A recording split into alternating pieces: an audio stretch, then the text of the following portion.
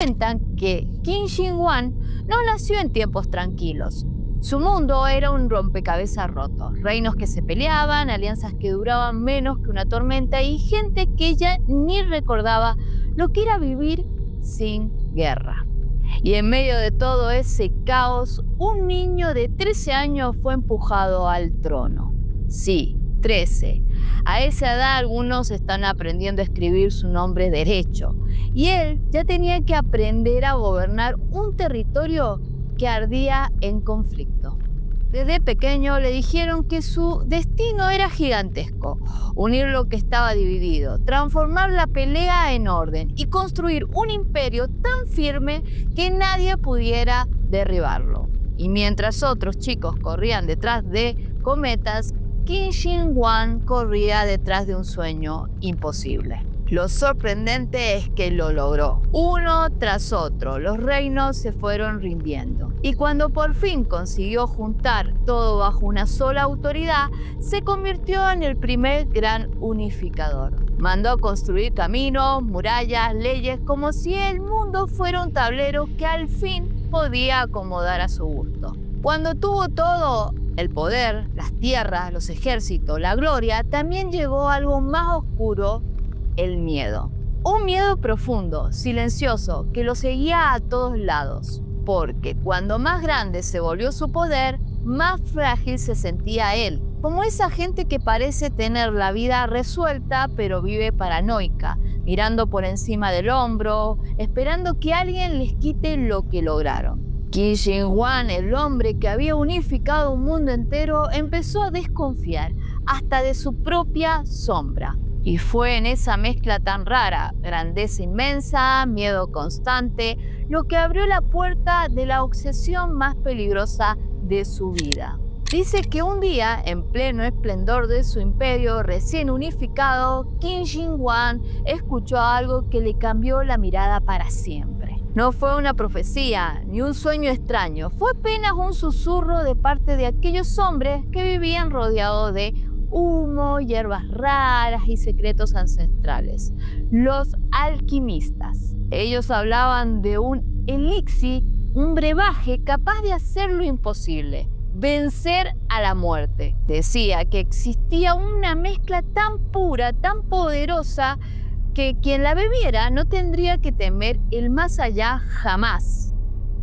Y cuando Qin Shi Huang escuchó esa idea, algo hizo clic dentro suyo. El que ya había logrado lo que nadie antes, unir un territorio gigantesco, poner orden donde solo había caos y convertirse en el hombre más poderoso de su tiempo, pensó: si pude someter a reinos enteros, ¿por qué no podría someter también a la muerte? Pero atrás de esa ambición había un miedo enorme. Porque mientras todos celebraban al gran unificador, él veía otra cosa. Veía enemigos escondidos, resentimientos viejos y traiciones esperando su caída. Sabía que el más allá no iba a recibirlo con flores. Sabía que si moría, los fantasmas de su poder pasado, reales y simbólicos, lo estarían esperando. Y sí, esa mezcla de miedo y grandeza lo empujó a obsesionarse con la idea más peligrosa que podía entrarle en la cabeza a un hombre con demasiado poder: que la muerte no era un destino, sino un enemigo más al que debía derrotar. Fue el principio del camino más extraño, costoso y absurdo que un líder haya recorrido en busca de la inmortalidad.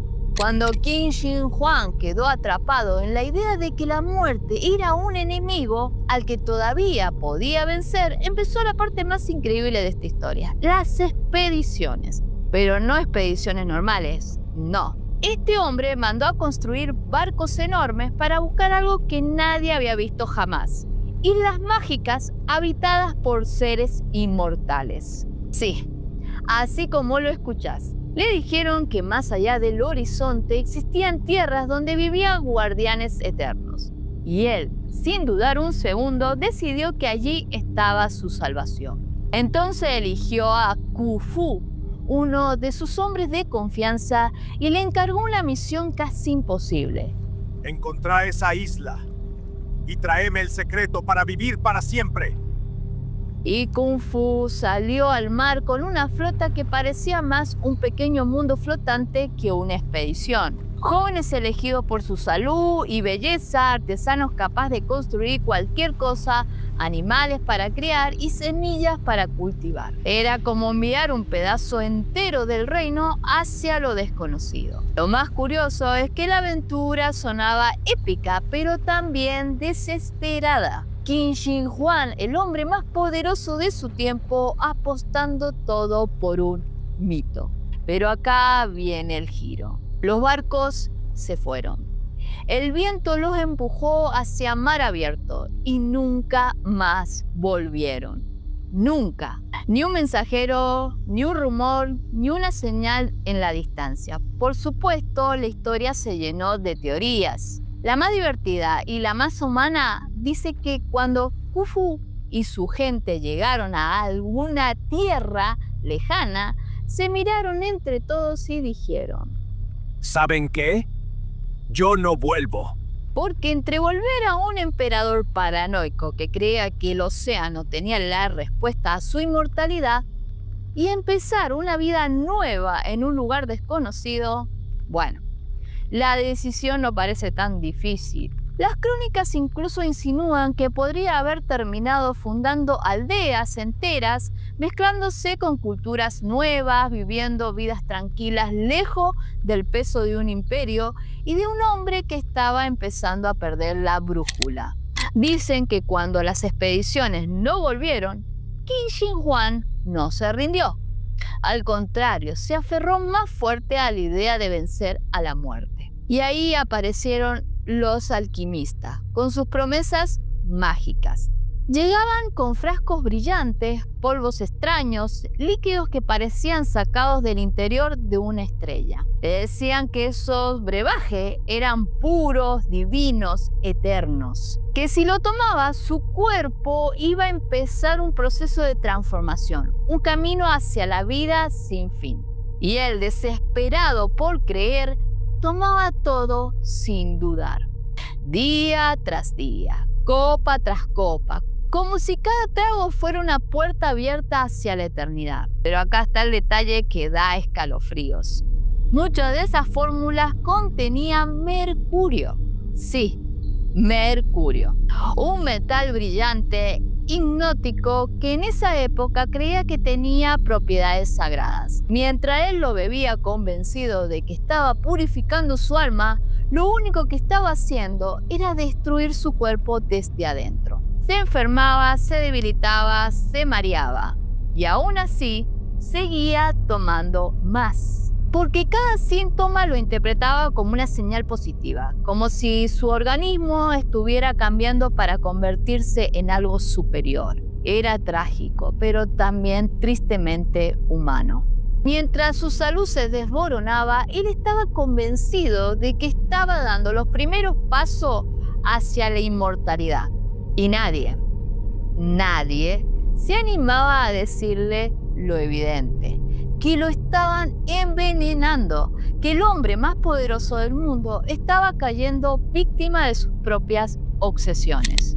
Dice que cuando sus elixirs empezaron a fallarle, aunque él no lo admitía, Qin Shi Huang decidió que no podía quedarse quieto. Si la inmortalidad no venía a él iría a buscarla. Así nació su último viaje, un recorrido enorme por todo su imperio, como si al caminar la tierra que había unificado pudiera encontrar la respuesta que le faltaba. Partió rodeado de consejeros, guardias y servidores que apenas dormían. La caravana avanzaba lenta. Cada día, él bebía más de su supuesto elixir de vida. Más gotas, más dosis, más fe ciega en algo que lo estaba destruyendo. Pero el cuerpo no miente. En medio del viaje empezó a sentirse realmente mal.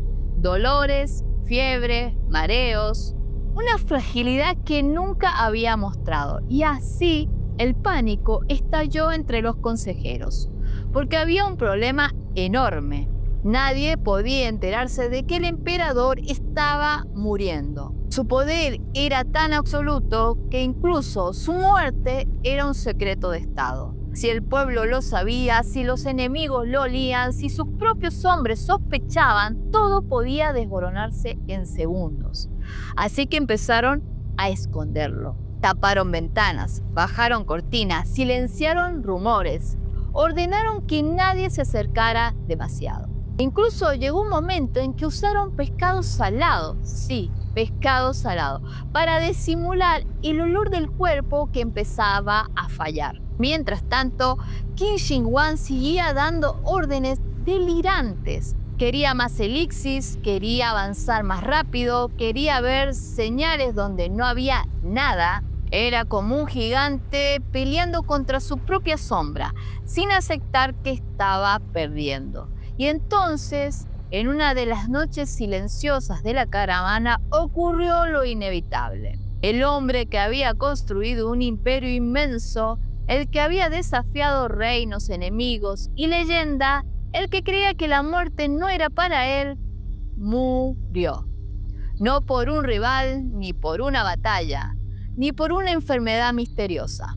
Murió envenenado por su propio elixir de vida. La ironía más grande de toda su historia. El veneno que él creyó sagrado, puro y eterno fue la mano invisible que terminó su destino. Y mientras la caravana seguían avanzando para ocultar su muerte, su mito empezó a nacer.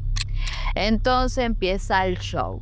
Los guardias, desesperados, mirando el cuerpo, mirando el calor del día, mirando ese carruaje que empezaba a sentir el peso del tiempo más rápido de lo conveniente, y uno, no se sabe quién, capaz un tipo con cero sueldo emocional, pero con mucha creatividad, bajo presión dice: Muchachos, traigan peces.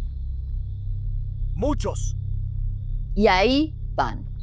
Montan la operación más ridícula de la historia, llenar el carruaje imperial con pescado muerto. Sí, pescado podrido a propósito. Si alguien siente olor feo, que piense que son los pescados, no el emperador en plena descomposición.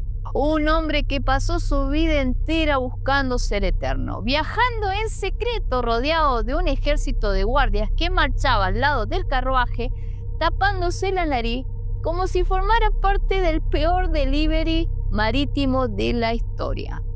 Bro, ¿cómo pasás de construir un imperio gigante a que tu último plan brillante sea esconder tu muerte con un carrito lleno de pescado podrido? El destino tiene un humor muy particular. A veces el intento desesperado de vivir para siempre es exactamente lo que nos termina matando.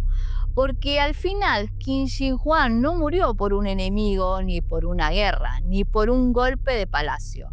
Murió por su propia obsesión. ¿Quién hoy, en plena era moderna, tendría ese mismo nivel de obsesión con la inmortalidad? Empresarios, magnates tecnológicos, gente que congela su cuerpo esperando despertar en otro siglo, influencers que no aceptan el paso del tiempo, o incluso nosotros buscando fórmulas para estirar la vida sin aprender a vivirla.